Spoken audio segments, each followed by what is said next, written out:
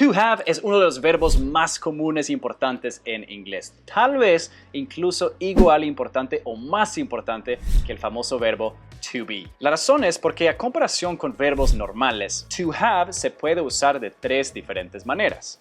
Have como tener, have to como tener que, como verbo modal, y have como haber, como verbo auxiliar. Entonces, si quieres ser capaz de entender inglés, incluso el inglés más básico, y si quieres ser capaz de comunicarte en inglés, necesitas dominar este verbo. Entonces, en este video te lo voy a explicar completamente, pero vamos paso a paso para que lo puedas entender bien, sin problemas, para que podamos alcanzar el último objetivo, que es ayudarte a parar la frustración de no entender cuando los nativos hablan y ayudarte a dejar de traducir en tu cabeza y mecánicamente construir oraciones al hablar y mejor dejar que el inglés fluya intuitivamente y sin esfuerzo. Yo soy Kalle Anders, tu coach de inglés y tu sueco favorito. Empecemos.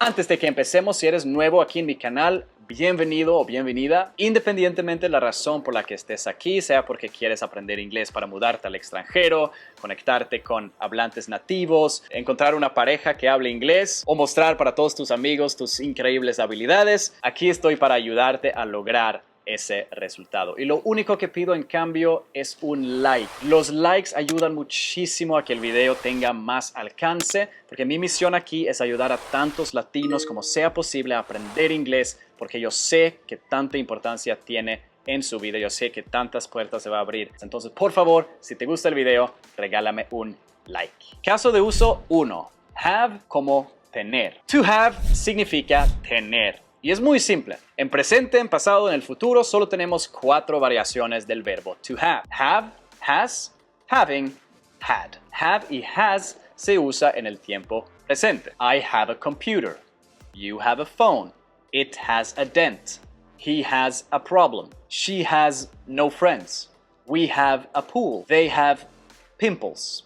Having quiere decir teniendo. She is having a good time. We are having a party. He is having a heart attack. Having. Easy. Ahora, had es el tiempo pasado. I had an idea. We had a good time. She had a hot friend. Easy, ¿verdad? En pasado es siempre lo mismo. Had. En futuro, igual es muy simple. Utilizamos las palabras que les llamo future help words. Palabras de ayuda. Will, going to, gonna, might, can, may, could. Y siempre usamos have. She is going to have a party. I will have more money in the future. I could have another slice of pizza. We're gonna have a good time. ¿Ok? ¿Bien? ¿Fácil? Muy bien. Entonces, vamos al siguiente. Ahora, caso de uso número 2. Have to como tener que. Have to quiere decir tener que y tiene exactamente el mismo uso como en español. Hay 2 maneras de decirlo. Have to y have got to. Have got to es mucho más común y más informal. Aquí hay algunos ejemplos. She has to take care of her family.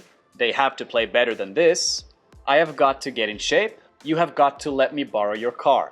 Ahora, hay un pequeñito problema. Los nativos contraen todo, comen todas las letras. Es súper común y probablemente lo has escuchado 1,000,000 de veces. Entonces, en lugar de decir You have got to let me borrow your car, podrían decir algo como You've got to let me borrow your car. Una contracción entre you have a you've, ¿verdad? Pero de hecho probablemente contraerían aún más.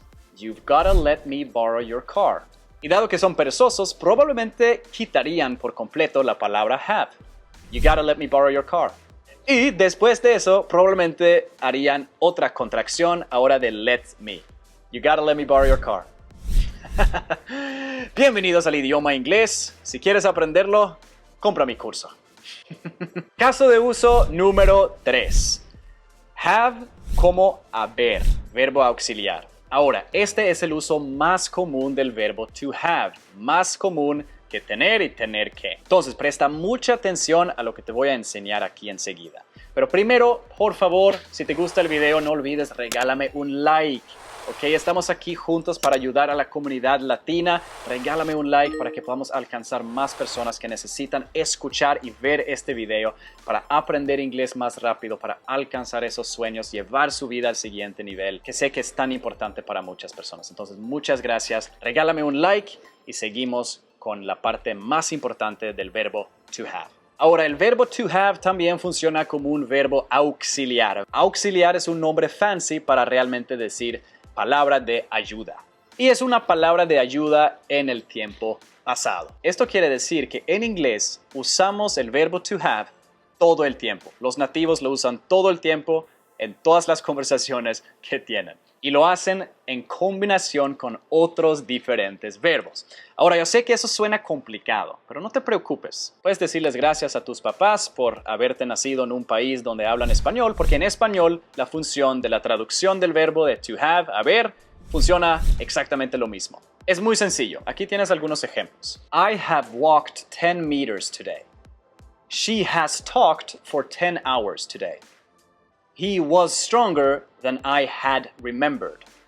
They have worked longer than she had thought. He has been snoring all night. We have been drinking since noon.